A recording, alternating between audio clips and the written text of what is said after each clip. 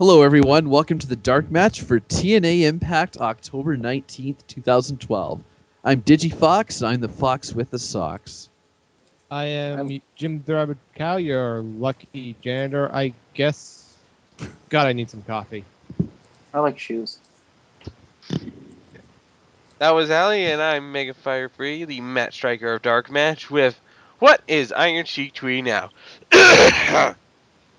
Fuck the Luna Love Good, dumb bitch. Hashtag Team Sheiky. Oh, okay. The Iron Sheik is picking on Harry Potter characters now? Yes. For some reason, he has targeted Luna Lovegood. Did Ivana Lynch do something stupid? I'm gonna have to look that up. But Well, it's conceivable that the Sheik probably sees dead, undead, horses. It's all the drugs that he does. What are you talking about? Chic as straight as they come. Not what I heard. It's a very strange choice of person to target Luna Lovegood. Yeah, he's going after fictional characters now. But hey, Impact, how about that? Yeah, speaking of fictional characters. Yeah. Impact. There was really nothing to this Impact. Like, I got my start on this very same kind of episode last year, the Postbound for Glory show. At least the Postbound for Glory show of last year, it started off pretty stupid with a 45-minute opening segment with free commercial breaks. This, nothing. It was just for a Postbound for Glory show, you want something really like shitty, like a Wham episode, and just we didn't get it. It was just dog shit. Like, even if you want to go, if you want to go terrible, you want to go over the top stupid. Like, feature absolutely no wrestling, 45 minutes of talking. This just meh. But so of course we started off with the Aces of Eights, who now have full access to the Impact Zone. Yay, because it's not like they weren't wandering around freely as it was. I was just going to say, do you notice how these things always tend to happen at the same time? What? Just like these storylines tend to happen around the same time of the year. Huh. Yeah, they've fallen into a bit of a cyclical pattern. Shit, we have to make an NWO. Hold on. Got a point. Always the post-match or post... Actually, no, they got Devon, so it's the Alliance. Even worse. Aw. Okay, well, first of all, I'll tell straight up. Here's my problem with Devon being the leader of Aces of Eights. Okay, this is how Devon talks. I don't think get up, boy. Get up, boy. Oh my brother, testify. And that's not how he talked when he had the hood over his face and the mask.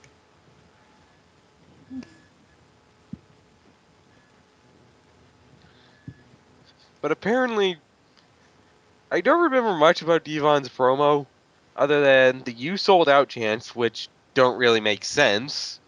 I mean, it's not like he's become the corporate champion or something. He's joined a biker gang. It's not selling out. And two, I remember one of the things Devon said was, "These guys have been with me since I started." I looked that up. Devon got her start in 2005. Two of the members of Aces and Eights, Cliff Compton and Drew Hankinson, the former Luke Gallows. So according to Devon, while Domino and the freaking Deacon were in OVW, they always had Devon's back. Yeah, I don't believe that. It's TNA logic. Don't try to think of it. Trust me, Backlash tried that one night. I'm still trying to clean the vomit out of the carpet. Oh. So basically, Devon's getting a lot of heat, a lot of "you sold out" chants, and all that stuff. Sold in. Yeah, he thanks Aces of Eights for helping him testifying. So he basically does his stuff. Which makes no sense now because he's a biker. Yeah. Yeah, I wouldn't have imagined Devon would have ever been a biker, but that's just me. Reverend, yes, and he has done that with Deacon Batista. Yeah, he makes a good priest, but as a motorcycle guy, I just never saw it. Sounds nuts. Sounds like a Pulp Fiction ripoff. One way to put it. But then So, out come Bully Ray, Sting, Samoa Joe, Kurt Angle, Hernandez, Storm, Anderson, Styles, Chavo, and Garrett Bischoff. yes, he's back. Garrett Bischoff. You know, Impact was so much better when he wasn't around. Oh, See, I think it would be fun if they made Garrett Bischoff the head of Aces and Eight, just so everyone would be like, "What?" And then suddenly all the TVs all around the world just get thrown right out the window. I would go down there and just it's kind of tasteless to make a Columbine joke at this point, but yeah. Well, they could have, because remember, this is Florida we're talking about. We all know what Nash says. It's Florida.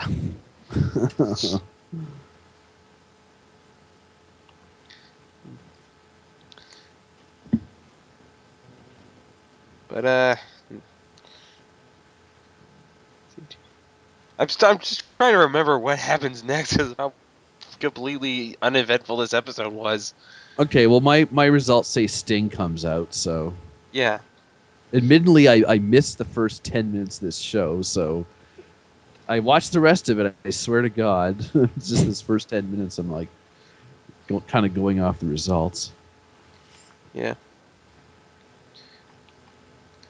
People are wanting to fight Devon. Sting wants to fight Devon. Bully Ray wants to fight Devon. When did Bully Ray become a face? Um, When Devon became heel? I think they were building up to the face turn, but then when Bully Ray at Bound for Glory went, Devon, why? He decided, okay, Bully Ray's face now. Yeah, they solidified his face turn at Bound for Glory. God, I miss my vacation. All right. So, So- that's kind of how the segment ends. Bubba wants to fight his brother, but Hogan says, no, fuck you, brother. Sting's gonna fight him. Pretty much.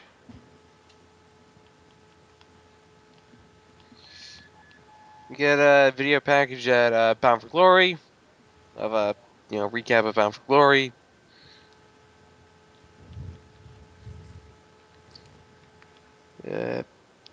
Jeez. Hogan's talking to Ken Anderson. Yep, both James Hardy's going to defend the title against one of four men. James Storm's already in there. Three-man match later tonight for the second spot.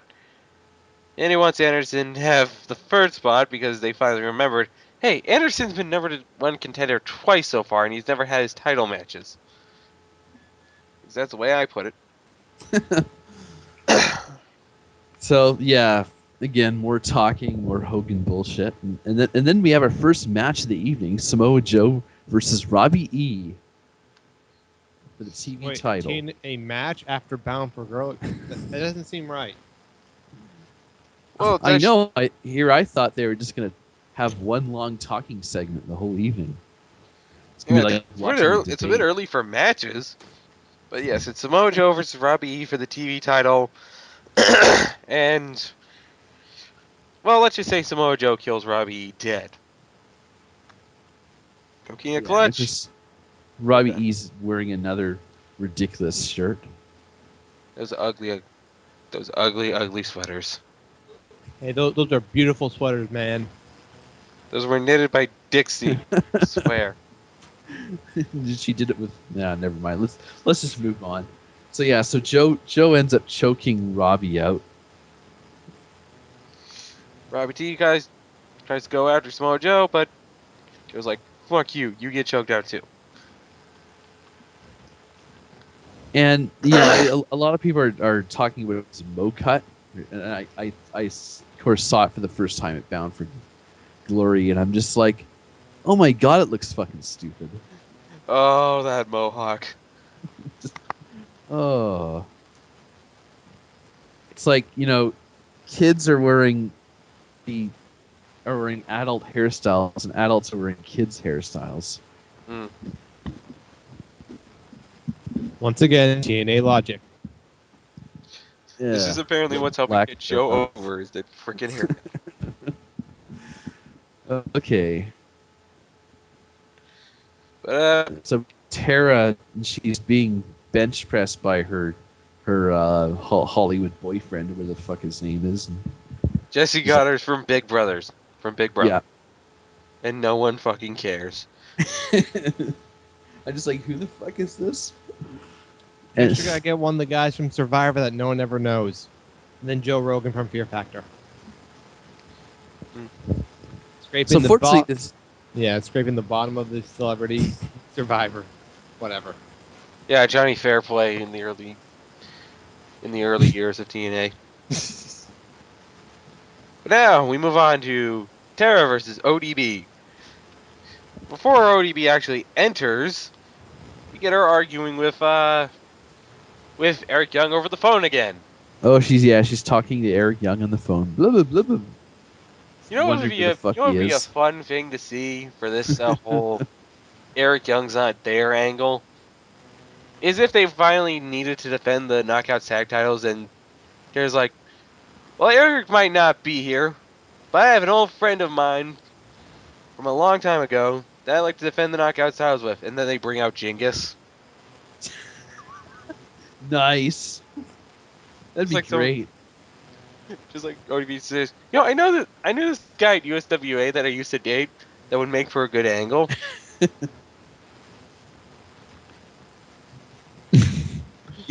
Yes, he would, because he would probably have to lose by a fucking roll up.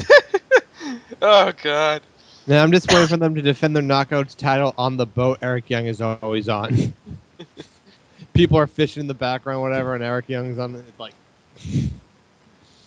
first one overboard loses. Yeah. So I think we're talking about this because we really want to avoid talking about this match. Hmm. Which I guess, I mean, it's got Victoria in it and it's got ODB, so better than if like Kelly was wrestling Alicia Fox. True. So that happens, and ODB hits the TKO. That's the win. Then we get Brooke Tessmacher, but of course she's not wearing her Superman outfit, so I didn't know she. It's like, is that Dixie Carter? And like, no, she's too young.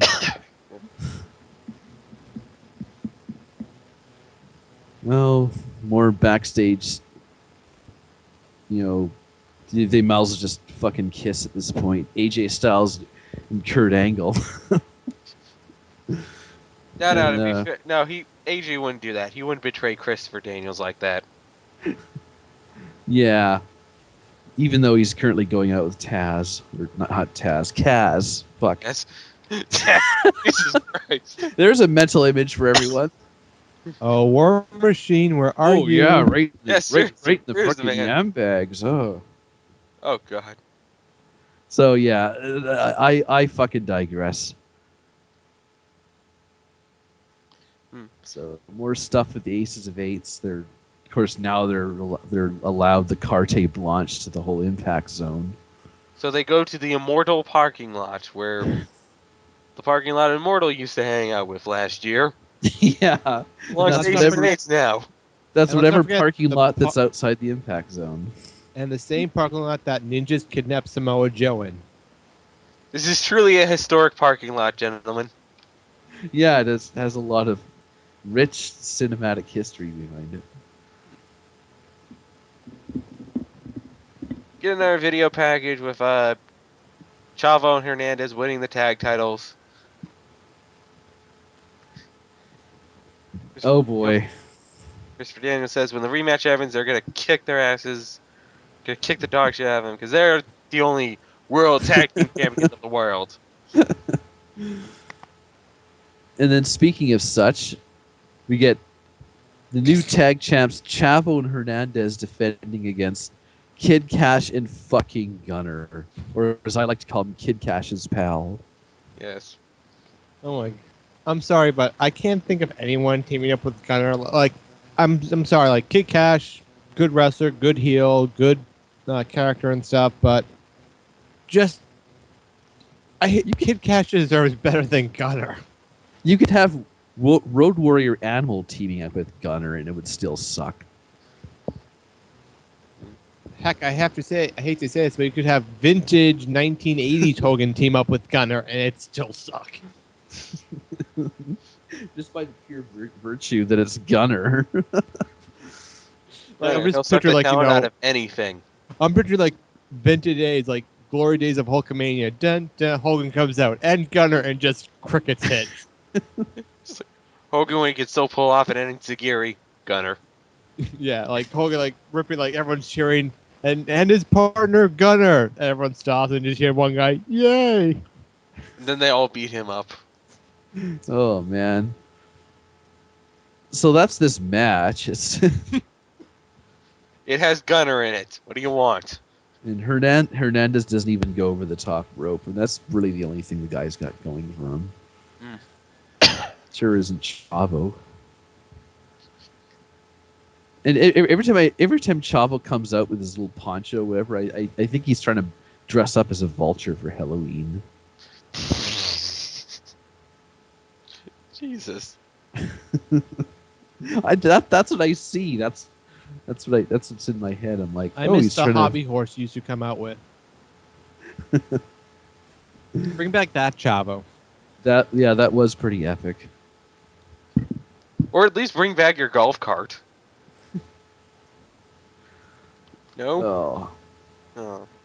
sure, It's yeah. TNA. They can't, Sure, they can't afford it, and Chavo can't steal because that's copyright WWE material. Chavo can't steal. I mean, that would be awesome. They could actually have Chavo do that. Like, go to Universal. Hey, listen, can I borrow, the giant mechanical King Kong? Thanks. Chavo Guerrero. Look what I found. Comes out of the impact. we're trying to make this entertaining. We really are. We're trying, man. But it's fucking Impact. This was a nothing episode. So yeah, if it seems like we're really unfocused and unhinged tonight, honestly, it's not for lack of trying. It's just because this fucking episode sucked. It was so vacuous. Yep. We get Jeff Hardy walking backstage. Yay. Yeah. Then we've got Joseph Park in Hogan's office with Sting. He wants to get his hands on aces and eights. Bully Ray wants to speak to Hogan, and he's like, no, we gotta be on the same team here, brother. You can't speak to me alone.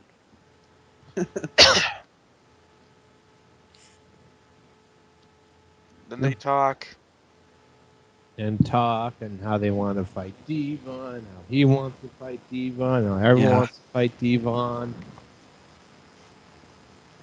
And then Bully comes in and is like, I want to fight my brother. I know him like the back of my hand. And Hogan's like, well, you didn't know him obviously as well as you think you knew, so. It would be awesome if all of Aces and Eights was like failed like partners of tag team partners. So Like, it's all just like a stable made of Genettis. You see, oh like, my god, that's it. Domino's in there. They got Devon. Next one's gonna be Matt Hardy. Like, oh my god, I got it. The Oh. leader of Aces and Eights is Marty Jannetty. oh, It all makes sense. he's gonna do some sleeping pills and.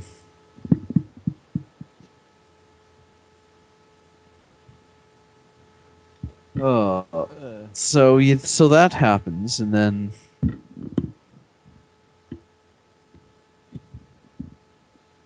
we're getting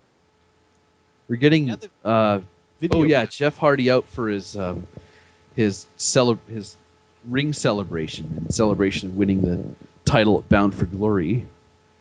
And for some reason, we still have Mexican American confetti. Yep. They haven't bothered to change the colors since last time they did something like this. But And then Austin Aries comes out. He's got balloons. He's got cookies. which was a reference to an incident back in 2004 where WWE shooting a Royal Rumble commercial and a bunch of guys from Impact crashed the backstage area with balloons and cookies.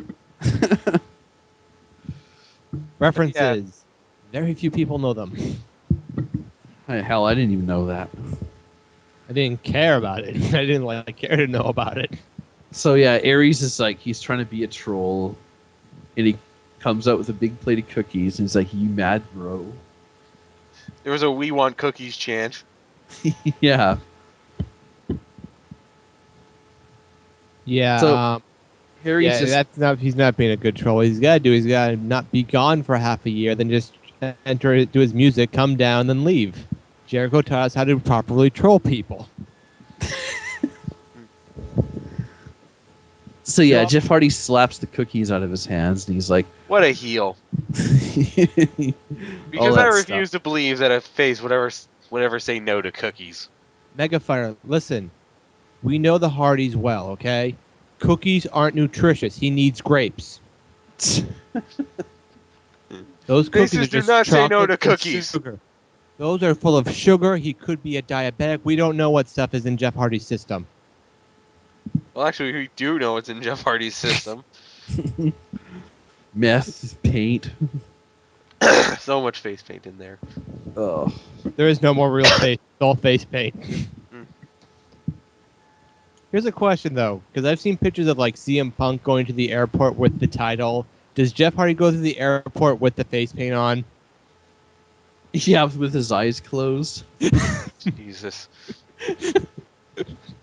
I'm just picturing He scares children when he does that. I'm just picturing a screener going, okay, next person looks up at Jeff Hardy. I'm going to need a lot of white gloves. So the point of this whole segment is Aries spits on Hardy's title, and Hardy basically kicks him for it and runs away, and does the thing where he backs up a ramp holding his new Creature of the Lost Lagoon title up above his head. Yeah, Aries is supposed to be a heel for spitting on that belt, but I would spit on that belt for all eternity for how stupid it looks. Wait, what title is it? Is it the normal title or is it the Jeff Hardy face title? It is a new Jeff Hardy face title. Oh, then yeah, Hardy's the heel. Yeah, seriously, it's fucking. I'm sorry, they're easily trying to rip off the whole Stone Cold Steve Austin Skull title, but the Skull title was cool. It was badass. This is a failed art major student's project. What do you mean I got an F for this? It's art. Pretty sure. What was the name of it? I'm pretty sure Wu had compared it to a wild berry Pop-Tart in terms of its original design. The new design's not much better, but still, it looks awful. So, moving along here, we have our number one contender match: Christopher Daniels versus Kurt Angle versus AJ Styles. Wait, Daniels was in this match? I completely forgot that.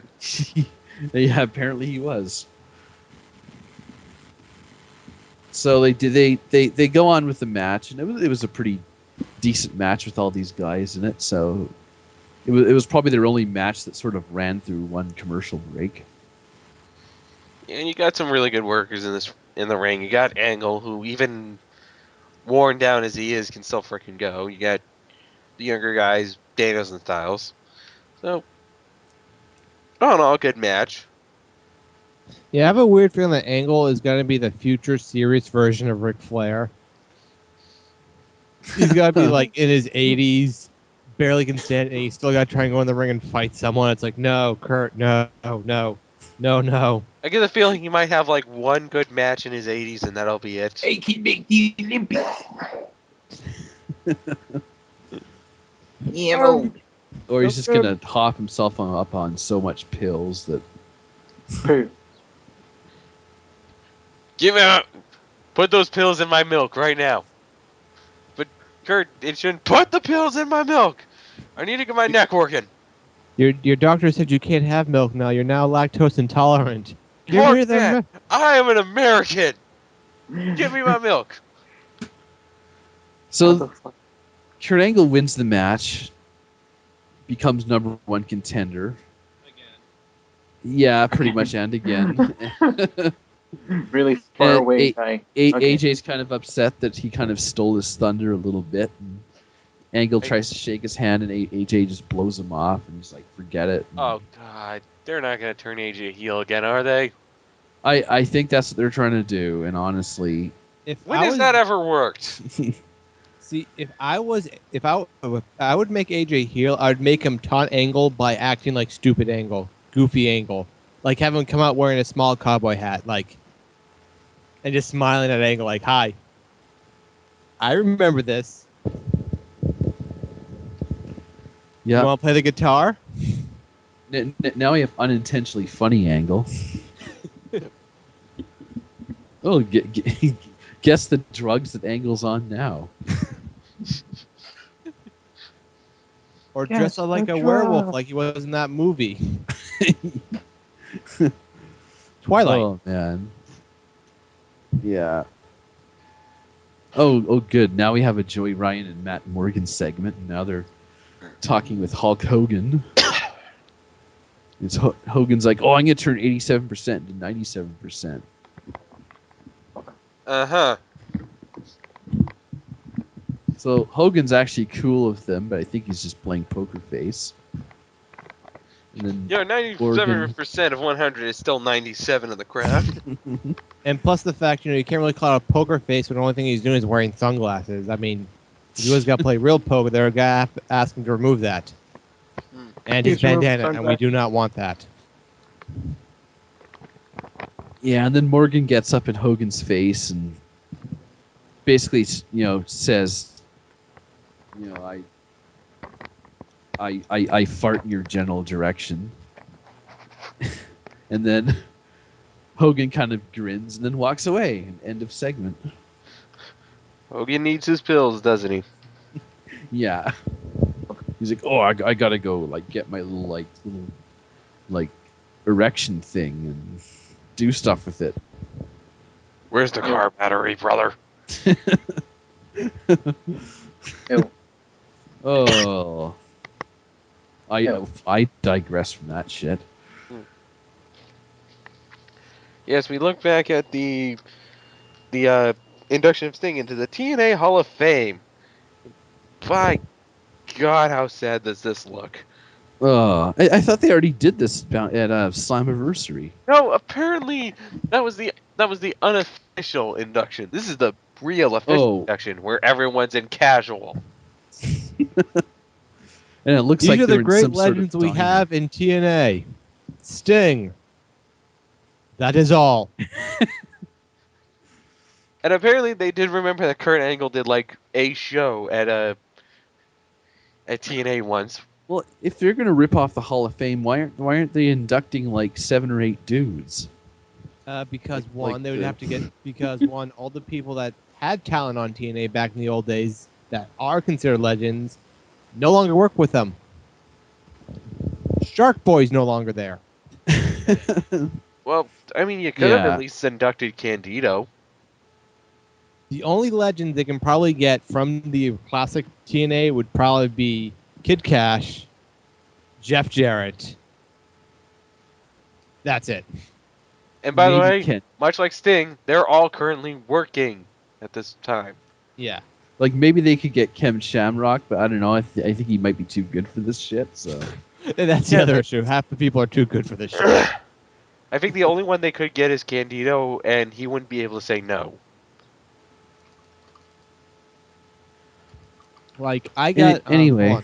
Hold on a second. I got like I forget what I have. I have a DVD that has like freaking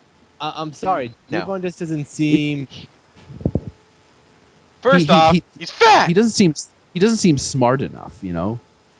Yeah, and like He's the guy who basically drove people through tables time and time again.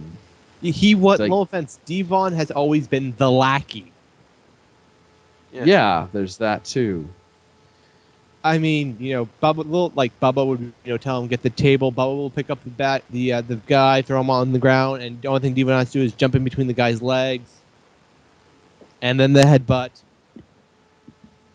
But it's just like I don't see Devon doesn't have that, I hate to say, aura or whatever around him that doesn't scream I'm the evil villain. Where just in less than a year ago he was fighting some storyline involving his kids or something. Yeah. It's like you Like- spent that long trying to build him up as, kind of the underdog of the company to have him come out, yeah, I'm a bad guy now. Yeah, I comparatively, once again, going back to the Nexus comparison, Wade Barrett, you could buy in that kind of situation. Oh, yeah. He's charismatic, he's manipulative, he's smug. He's also Yes. a new face. Yeah. Yeah. Only time Devon ever did bad good was when he had that whole, like I said, the preacher, the Reverend Devon thing, because it was still with his character. He was known to yell testify. He did the whole spin around cross thing. That was like, okay, we're going to make you a reverend now. And he comes around, my children, you are all sinners, blah, blah, blah. Now give me your money. And it was that worked. That worked But I think for him. I think that was all that it was ever meant to be. Just basically just an annoying vocal sort of heel that never really gets anywhere. But not a Bond villain, not a mastermind. No, it's Especially not of a biker gang. Yeah, it just doesn't. Like- I would have bought Chuck Palumbo. Yeah. 'Cause we know about his hobbies with grading motorcycles. It's like, what was it? I could see Devon doing something like what Right to Censor was, where it's like, this is all wrong. We shouldn't be watching this stuff. This is not wholesome, whatever. This is against, all that's good and holy. Coming down with a bunch of people in nice I would dress love to. shirts. I could see that. Devon and Biker Gang doesn't mix. No. Bubba maybe, yes. Yeah. Bubba made sense. That's why the whole stipulation. You're in charge. No, I'm not. Yeah, you kind of have a biker thing going. You beat people up with chains. You walk. Even Hogan made more sense. Yeah, 'cause, Yeah. Considering he has the look. yeah. Bubba though, it's like Ugh. it's like having Jeff Hardy come to your door as a Jehovah's Witness. It doesn't make sense. Yeah, it just God. this would not fucking work at all.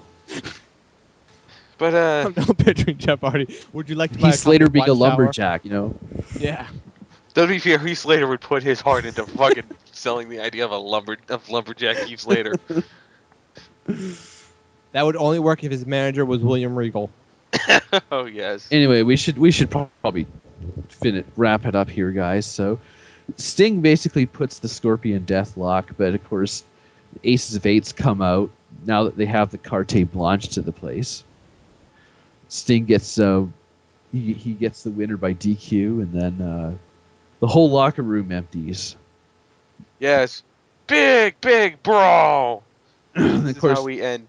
Bully Ray comes out last, even though he wanted to fight Devon more than Sting. And they have him come out last, and then he attacks, and they kind of run away, and that's about it. That's fucking the end of the show. Yeah, I have to say though that the first two people to come out was Ken Anderson and Garrett Bischoff. Was like really the first two people to rescue is Anderson and Bischoff. I mean, Anderson I get, but does Garrett Bischoff think he's underdog? Oh, Here I come to save the day, or it's like It's like no. no, You're here to get your ass Garrett. kicked. I know you're trying. I know you want us to like you. Just go back and sell kids cotton candy at the concession stands, okay? Please, we don't need you. at least dress like a wrestler. Don't dress like a high school kid. He's just like the guy. He literally. I see Garrett Bischoff as the guy that's supposed to be in the crowd that the champ challenges for the title. You know, hey, who wants to fight me? Anyone in this crowd? You, yeah, you in the sweatpants. Get up here. Yeah, that's what it looks like. He's the mark in the crowd. That's why I see. That's why whenever I watch, even when I went to go see him live, it's so like, shouldn't he be in the crowd with us yelling at them? He doesn't. Yeah, but if he was in the crowd with you two, you would have kicked his ass. No.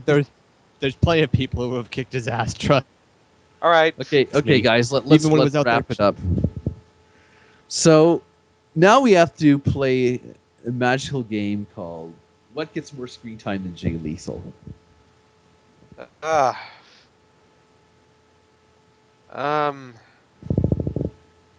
Samoa Joe's his faux hawk or whatever gets more screen time. Yeah. Okay. I got one that's kind of Hogan related, but not really TNA related. Go ahead. Hogan's upset that he has to sue Bubba the Love Sponge. Yeah. Gets more Cookies screen and- time. Cookies and balloons get more screen time than Jay Lethal. Addy? Victoria Terra's Ken doll boyfriend gets more screen time. Well, The ugly belt gets more screen time. I would say Logic, but that doesn't fit here. what logic? Logic actually gets less screen time. Yeah, because Florida. But It's now time to give out our props here. yep.